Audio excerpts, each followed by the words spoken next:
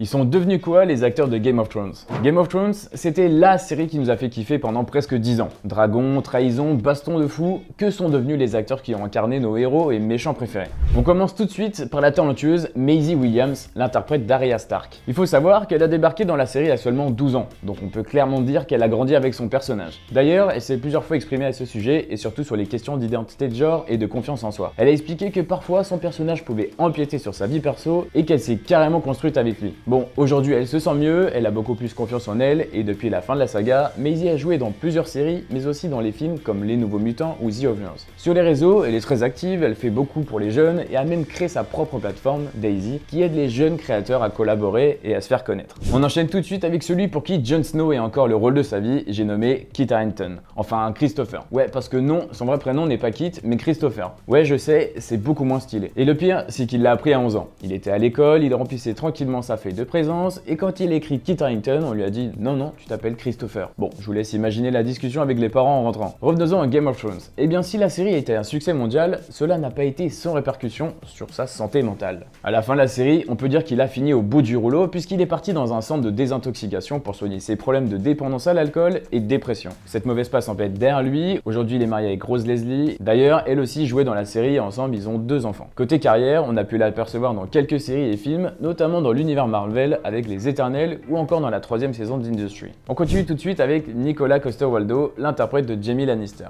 Après la série, Nicolas a joué dans les films comme Perdu dans l'Arctique ou encore God is a Bullet. En parallèle, il est très engagé pour les causes sociales, il est ambassadeur de l'ONU pour le climat et l'égalité et a animé une série documentaire en 2024, An Optimist Guide to the Planet, qui le suit autour du monde à la recherche de solutions écologiques. Côté vie privée, il est très discret, mais il est marié depuis 1997 et il a 2 filles. D'ailleurs, en 2024, il a appris que l'homme qui pensait être son père ne l'était pas. Il en a ouvertement parlé dans l'émission A Special Conversation sur DRTV. En fait, il y a quelques années, sa femme, lui et d'autres membres de la famille ont accepté un test ADN comme cadeau de Noël. Et son cadeau, c'est que son père n'était pas son père. Et c'est à ce moment-là qu'il a su. Bon, on va passer à un autre acteur et cette fois-ci on va parler d'Iwan Ryan, l'interprète de Ramsay, le psychopathe le plus détesté de la série. D'ailleurs, une petite anecdote sur Game of Thrones, il a expliqué que la scène du viol de Sansa était la scène la plus traumatisante de sa carrière. Et pas que pour lui, pour tout le monde sur le plateau. Mais bon, Iwan n'est pas seulement acteur, mais aussi musicien et d'ailleurs, il a sorti un nouvel album début juillet.